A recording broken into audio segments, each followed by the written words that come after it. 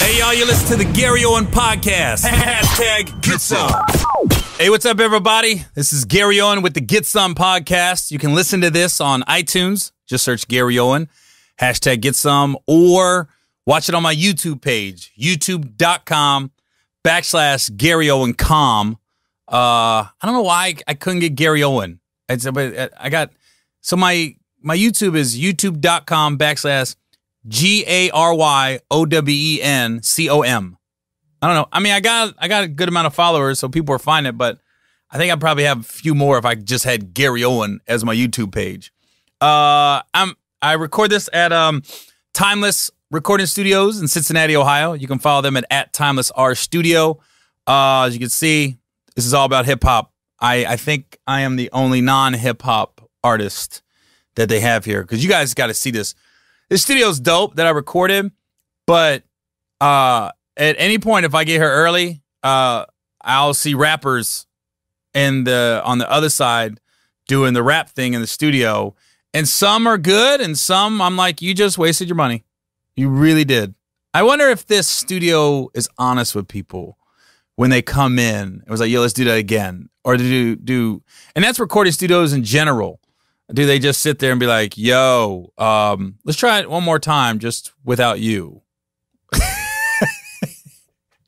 it was funny, like I came in one time to this studio and this guy was rapping, and I didn't hear him rapping, but it was funny because he clearly wasn't happy with his performance that day, and he kept trying to figure out why. He's like, I don't know what it was, man. He just wasn't feeling it, and the engineer was like, well, do this and this. He goes, and then the guy goes, hey, man, yeah, I party till 6 a.m. And this is like 1. So just listen, I'm not a rapper. I'm not a musician. But to all aspiring rappers and musicians out there, when you're going to record, might want to save your voice the night before. Like, just a little bit of advice from Gary. That's all I get. It's funny when I see recording studios, and the guy, like the one got me was Eddie Murphy when he had the video, my girl wants to party all the time, and you see Rick James, the engineer, like bring it down and stuff like that. Whenever I hear like a rap song and you hear girls like imitating having orgasms in the background of the song, like it was real big in the 90s R&B. I just be thinking there's literally a girl in the studio just going, oh, yeah. Oh. Yeah, okay. Take 2. Let's act like you getting a big dick this time, because that sounded like, the tip was in. Okay, the big dick? Okay. Oh! Oh! I mean, I just be thinking about that when I hear the rap songs and there's all these sex noises in the background. Anyways, enough about the recording studio and my tidbit to any aspiring musician. The night before you're going to record, especially if you have an early day at the studio, might want to save your voice. Just little help for him from Gary. I got a little bit of news to share. I usually don't share anything until it's locked or I'm done filming or we got a solid release date. But as I've been very vocal, and I've never had a Netflix special. Not bitter about it, not mad about it, just is what it is. I've had numerous Showtime specials, never had a Netflix special. Well, Netflix got back to my agency and said they want to see the hour that I would record. They want me to record it. So next week, I'm in Cleveland, August 16th to the 19th, and we're going to be recording those sets that week at the Improv to send to Netflix. So if you want to see a preview of a possible Netflix special, go to the Cleveland Improv August 16th to the 19th. That's where I'll be. I mean, Netflix, it's like a love-hate relationship with me. It's like, because they do so many specials, and I'd be like, God, what is the deal? But it's been like that my whole career. Like Comedy Central, I've never had a special on Comedy Central. They, I've just, for whatever reason, and I think somebody said it best. They said, I'm a white guy that has a huge black audience, and they don't know what to do with me because I talk like I talk. It's not, and I talk like Gary. I don't talk white, I don't talk black. I talk like Gary. And maybe if I was a little more hip hop, like maybe people know what to do with me, but they're, you don't know something you're like, how do we market it? I was like, I'd be thinking, just put it on your network or put it on the station and see how many people watch it. That's what I would do. Funny's funny to me. But we'll see what happens, man. You know, that's more than they've given me in the past as far as Netflix. So now they want to see the hour. So I'm going to give them the hour and then we'll see what happens. I don't know. If not, I'll just keep it moving. Do my own special like I've done the other ones. You know, I got a great relationship with Showtime, so if all else fails, I can go there. But I would like to have something on Netflix. That'd be dope. I'd tell you, in talking about TV shows and comedy specials, is I watched this show on CBS called Big Brother, and I don't know too many people that watch it that are in my inner circle and friends. We watched it. My family watches it. I think it's cool. It's something me and my daughter can talk about because there's not too many shows that me and her like that are the same.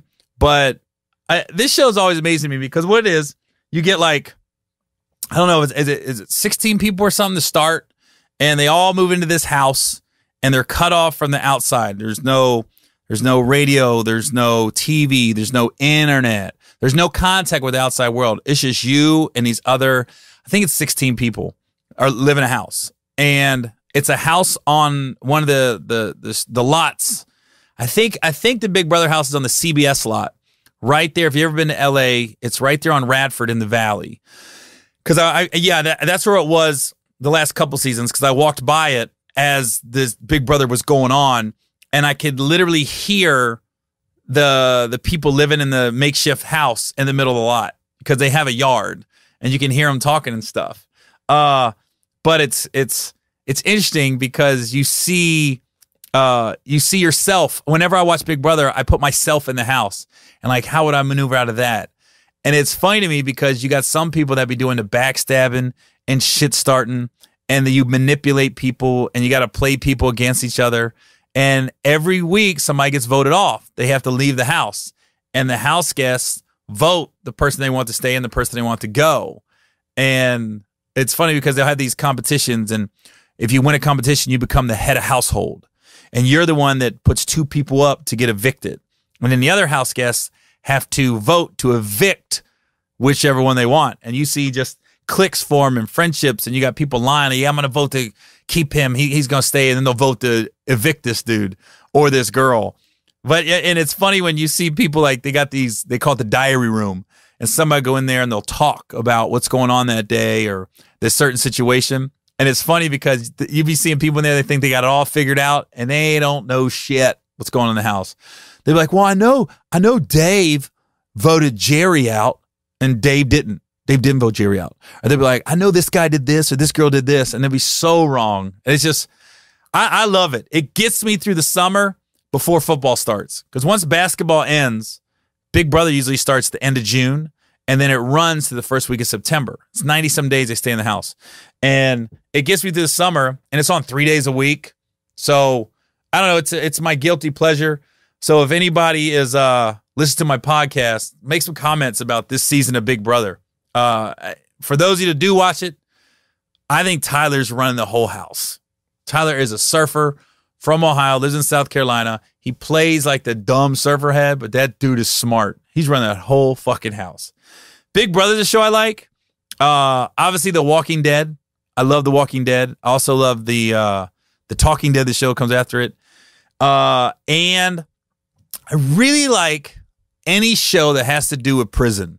On these I find myself on Netflix a lot watching these prison documentaries, Lock Up Raw, and World's Most Dangerous Prisons. I think it's just because it's a part of society that I never see. I don't want to see. I don't want to experience it or nothing.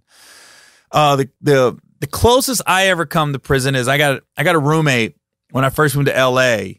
He's in Folsom Prison right now. He's got life. He does have the possibility of parole. According to him, I think it's next year. I think next year he's up for parole. But he's already been in for, I bet you 17 years he's been locked up so far. But I'll go visit him in prison.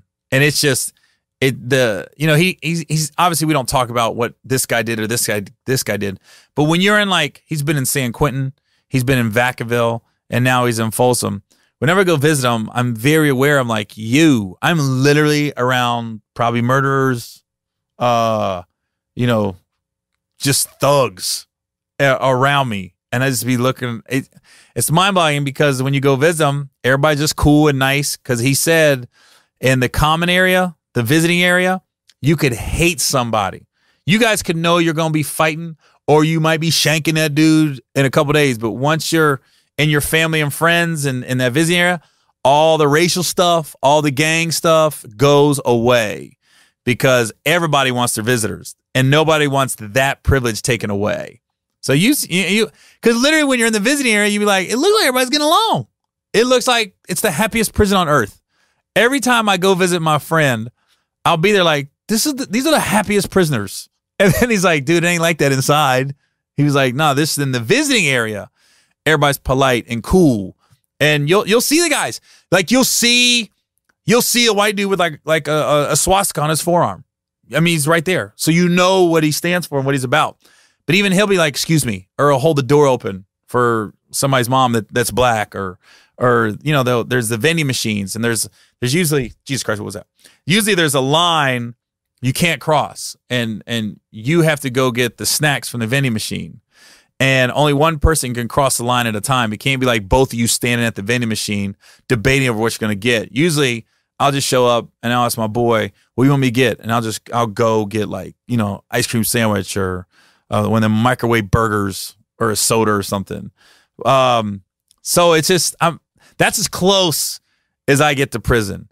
San Quentin was the one where you actually got to see some of the prison before you walked in to the visiting area, because most of the time, like Folsom is nothing but a big wall that goes around. It looks very much like it should be on Game of Thrones. It's like it's a field, and you get checked in like this one building, and then you walk through this big wall, this stone wall. You go through one gate and you go through another gate, and then you can be outside or inside at Folsom because it sits all by itself. But if you're outside, it can get hot out there. So you got guys are fighting for the shade, and then the inside's kind of small at Folsom. So you just kind of, all you see at Folsom is you go inside the wall, and then you see the little picnic tables and stuff where you go visit your friend, and you can go inside and see the little visiting area where the vending machines are. That's it. San Quentin, you literally walk like. San Quentin would be $1 million real estate if there wasn't a prison there, because it sits right on the water.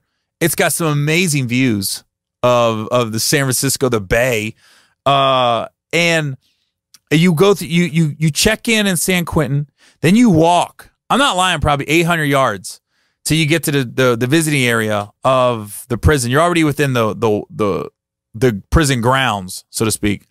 Then you go through one cell, you go through another cell door, and then to your left in San Quentin, you'll see phones, like the kind you see in the movies where somebody's talking on the phone.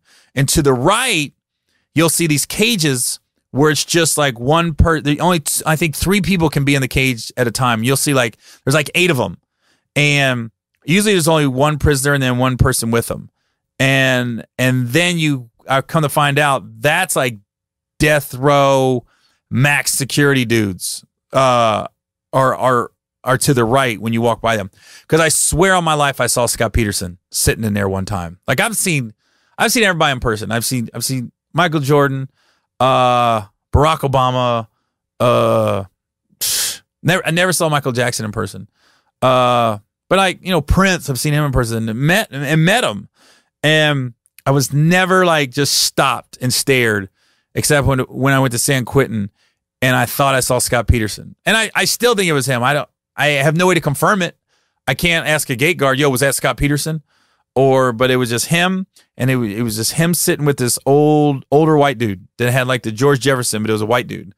And that's when I asked my boy, I was like, what are those red cages there in the beginning? And he was like, oh, that's when he told me those are max, dude. Like they don't get a lot. Like they're on lockdown like 23 hours a day type deal.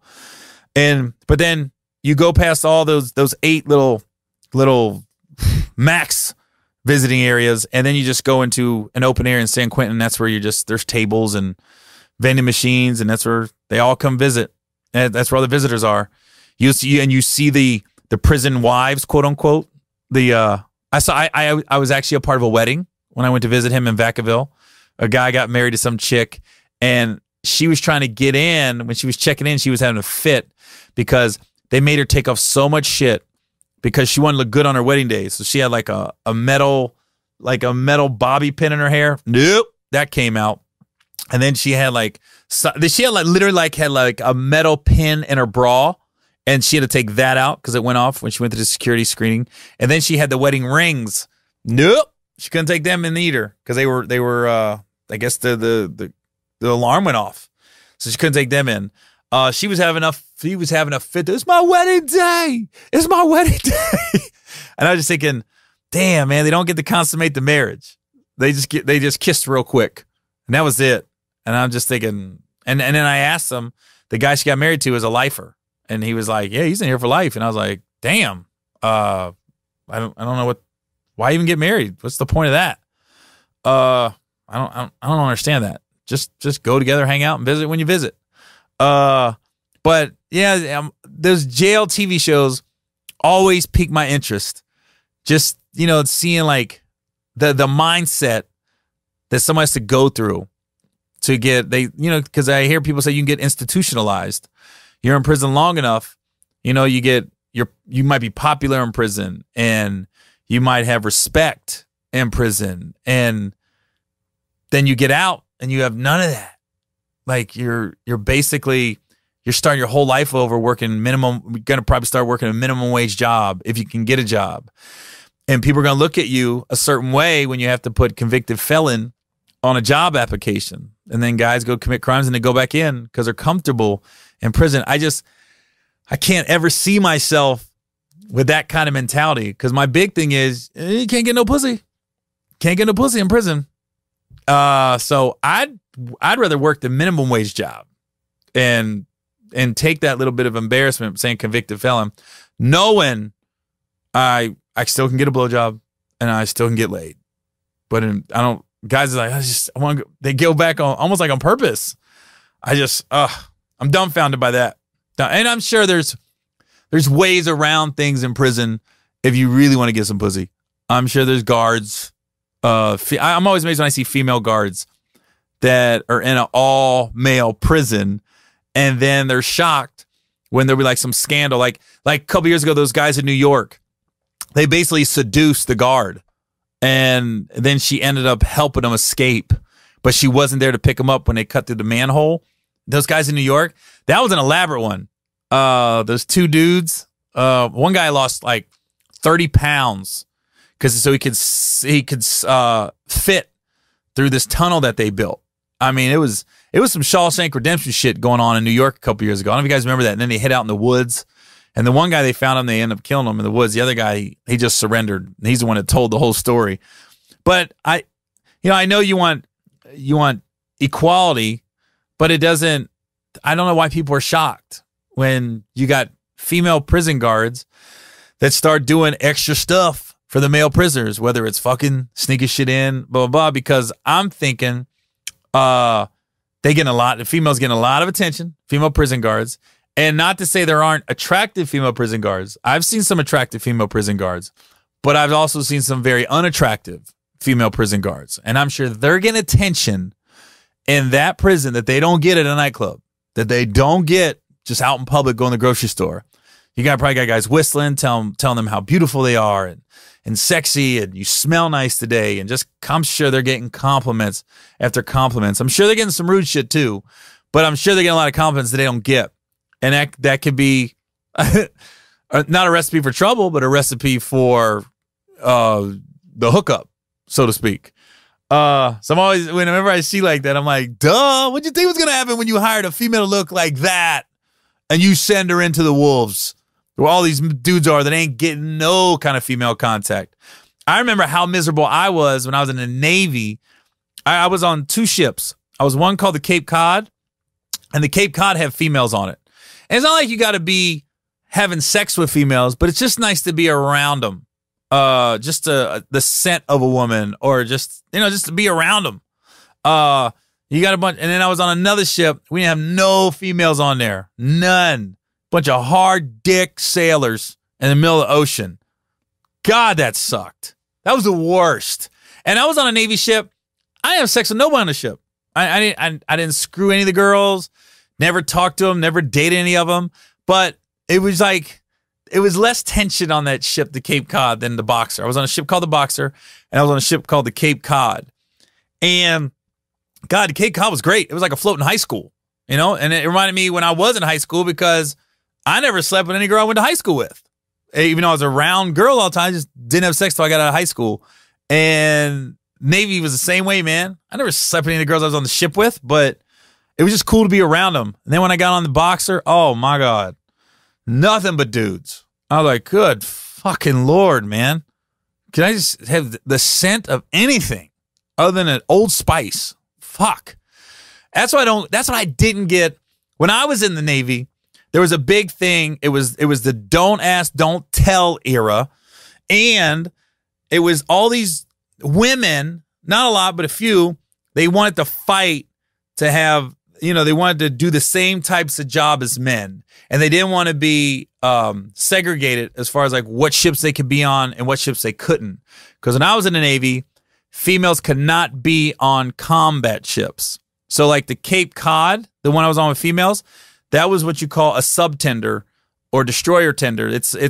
They would just, that ship would go out and fix the submarines when they was out at sea, or they would fix another ship if it broke down. But it wasn't armed with a bunch of weapons, and it wasn't going to battle like that.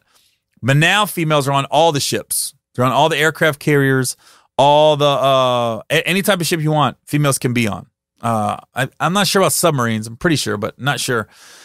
But if you're not on a ship, thing about the Navy is, then you're on shore duty. So all the females were pretty much on shore duty, like 90% in the Navy.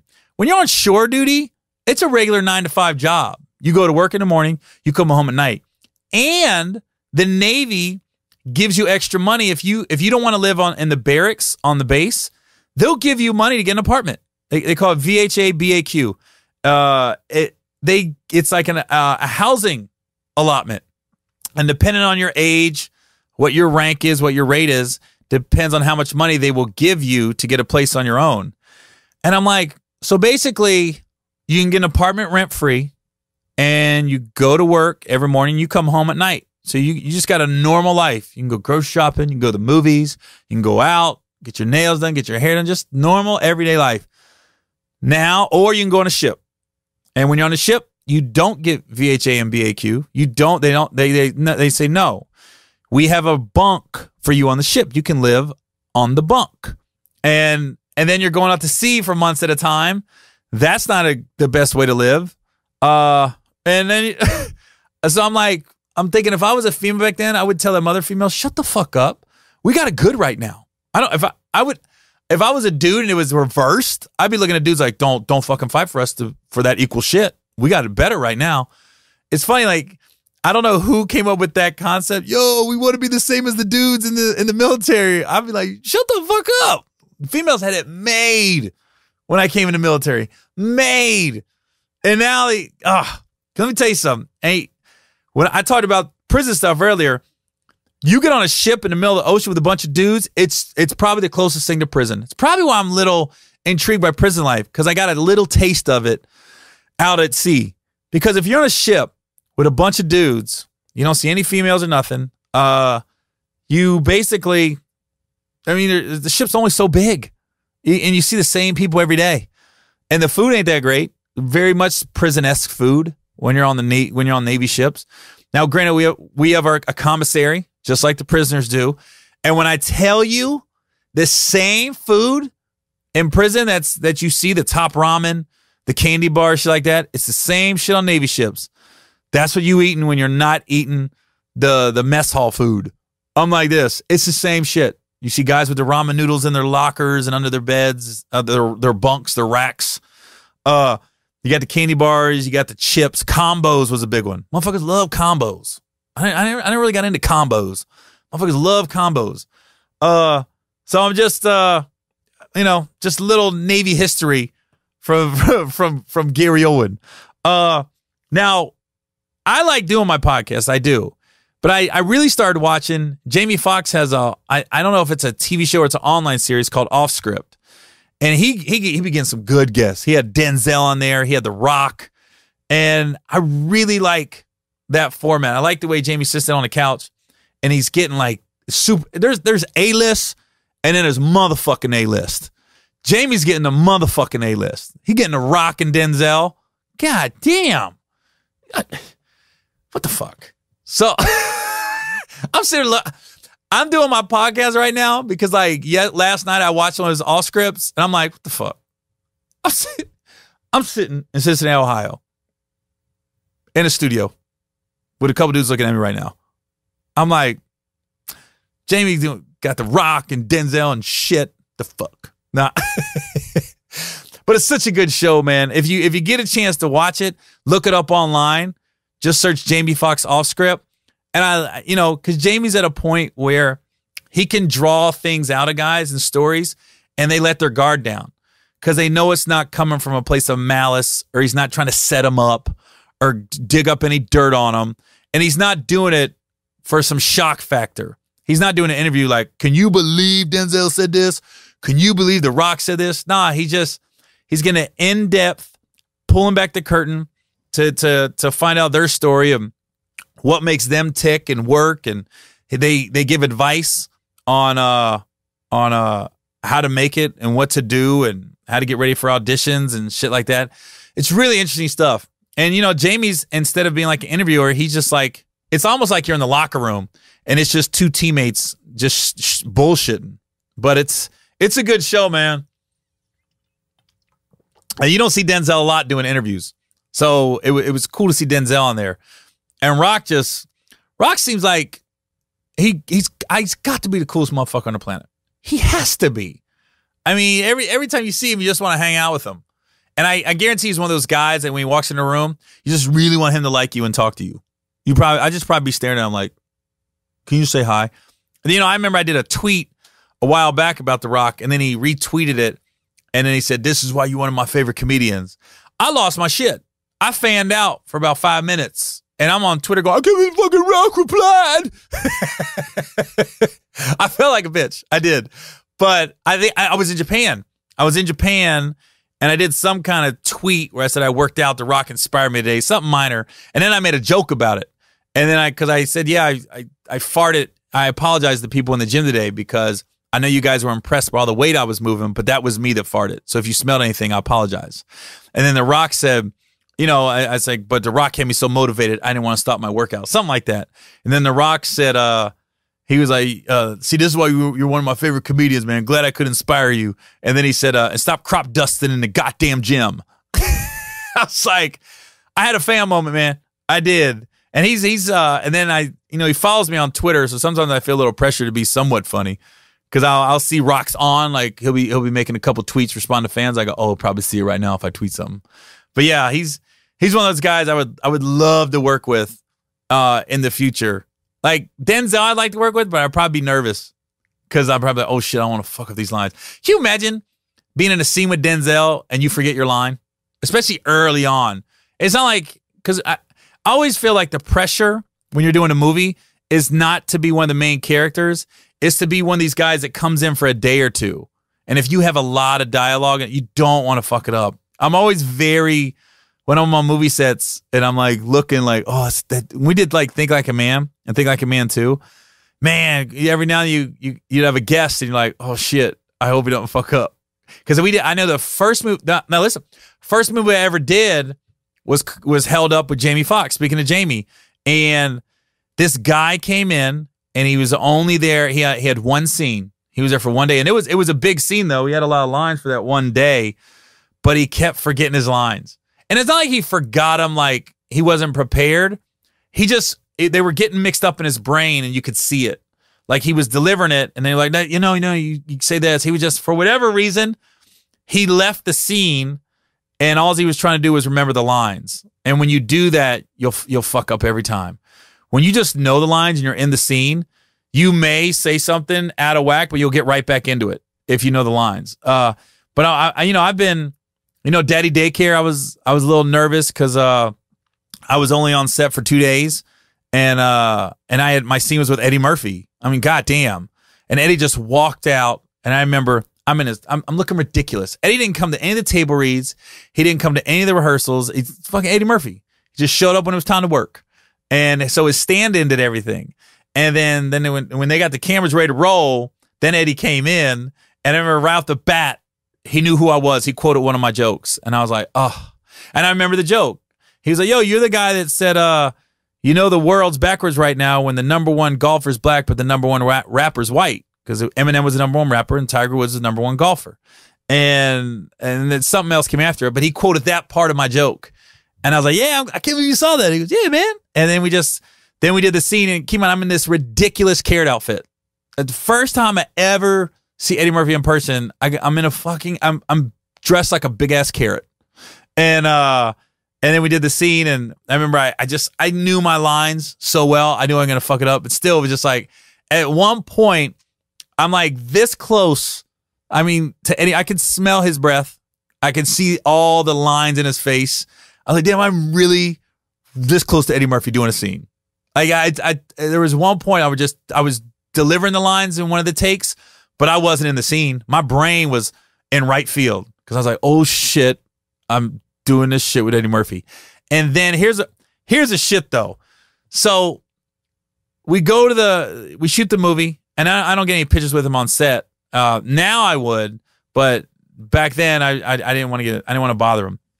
So then we get to the movie premiere, which is, 9 months later. We film it, 9 months later, movie comes out. And I remember Eddie had a line, and they had this, because it was a PG movie, Daddy Daycare, and we did the movie. Everybody saw the movie, and then they had like this park they rented out, and they brought all these rides in. It was like a big daycare with all these face painting, and it was a carnival basically. It was a big ass carnival. And Eddie came, and at that time he was married to Nicole, and they had all their kids. They were little. But at one point there was a line of about 30 people in line to take a picture with Eddie and say hi. And all I wanted to do was get a picture and just say it was awesome to work with you. You're one of my favorites. That's all I was going to say.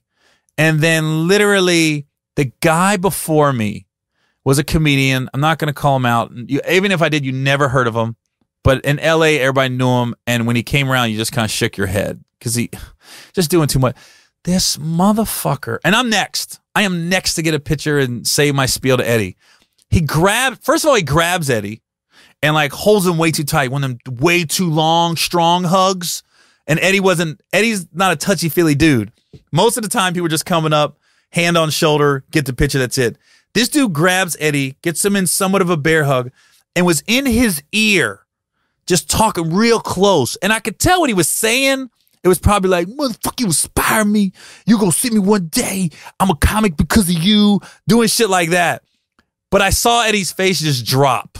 Like he went from good mood, my movie's coming out, Daddy Daycare, looks like it's going to be a success. It was a fun movie. We got kids here. Vibes good. And the dude fucked up Eddie's mood. Grabbed him, hugged him way too tight. And when I saw Eddie's face just goddamn drop, like, oh, this motherfucker. And I just got out of line. I told my wife, I got out of line, and my wife was like, what are you doing? I go, I'm not going to be next after that. And he took pictures with like 3 more people, and then he was done. It was like, the guy was like, no more pictures. He just wants to enjoy the day, which I respect. But I just was thinking that, why did I get in line behind him? If it would have just been me, would have did it, it would have been over with. But at that time, I was like, God damn it. And I don't think I have a picture with Eddie.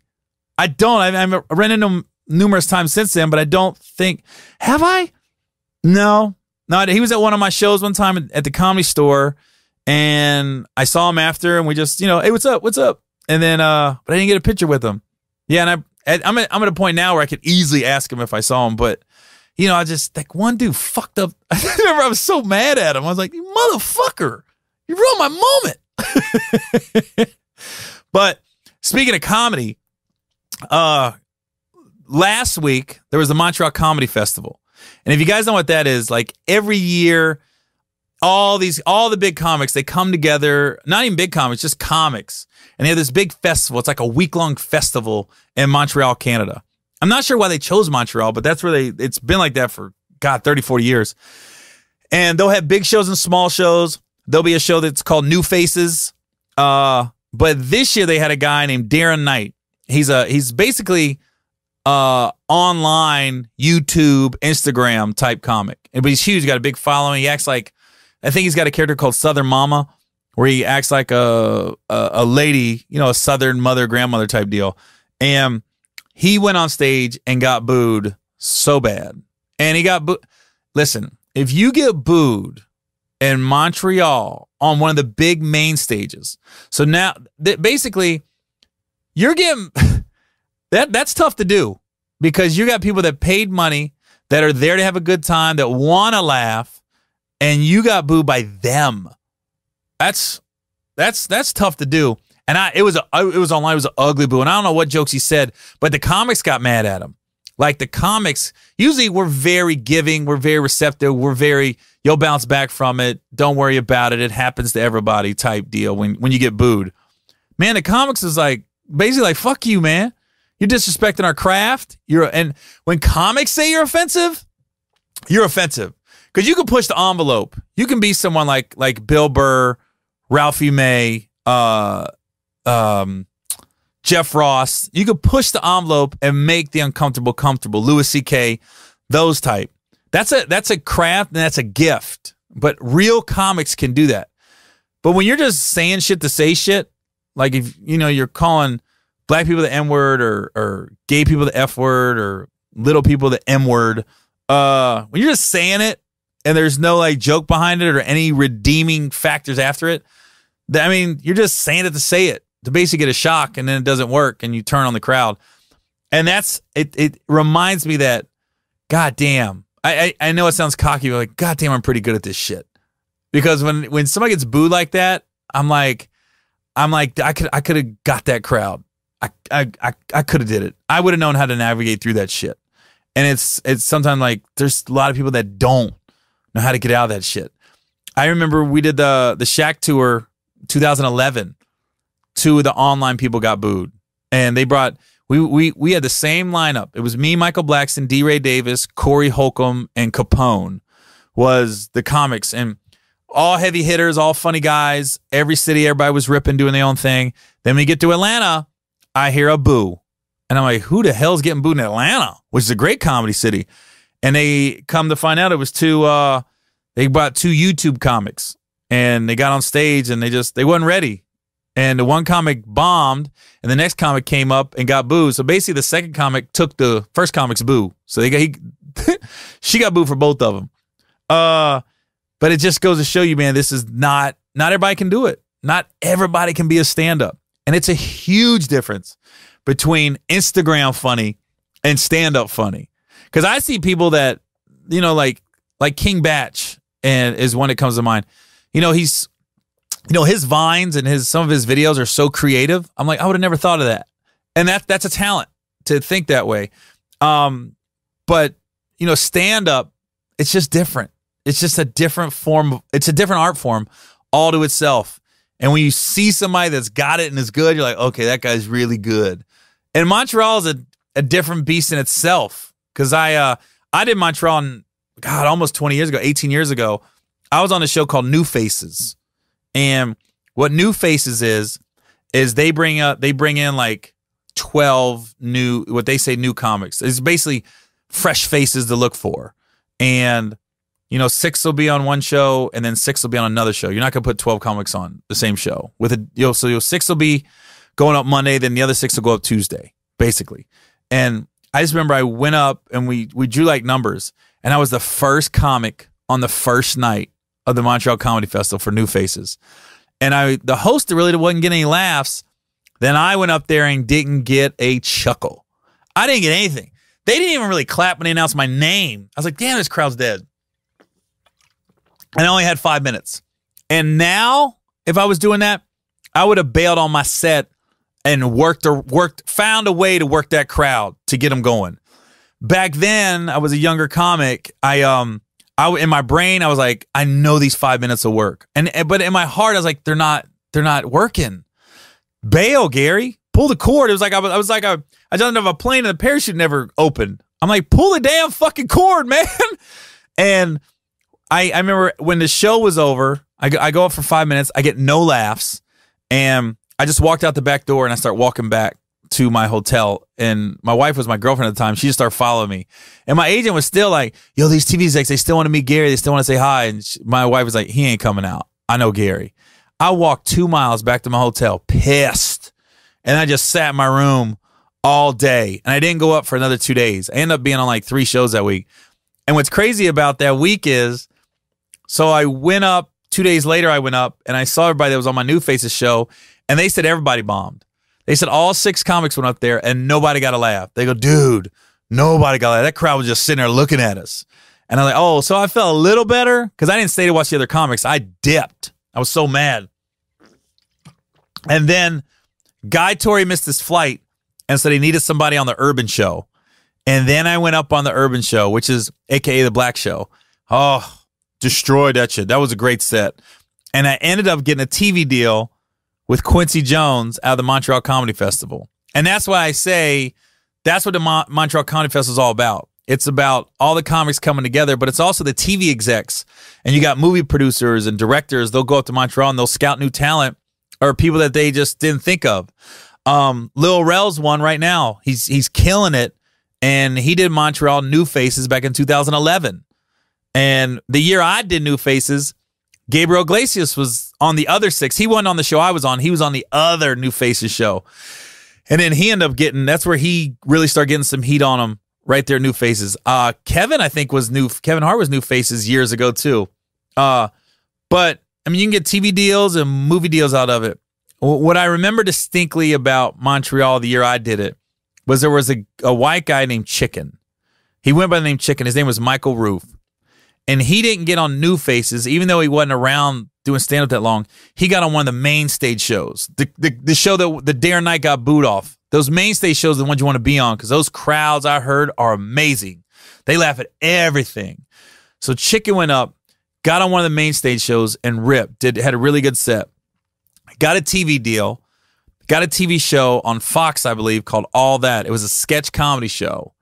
And I remember Frank Caliendo was on that show, and there was a comic named Shayma Tosh, and I say that name because I started with her in San Diego.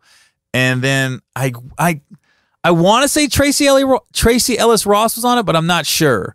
And anyways, the show only lasted 1 year on Fox, and it went away. And then Chicken Man, he ended up being in Black Hawk Down, and then he was in Triple X with Vin Diesel. And then he was in the second one with Ice Cube. He was the gadget guy. So all this happened after Montreal. And then nothing happened. Is just he wasn't getting work like he thought.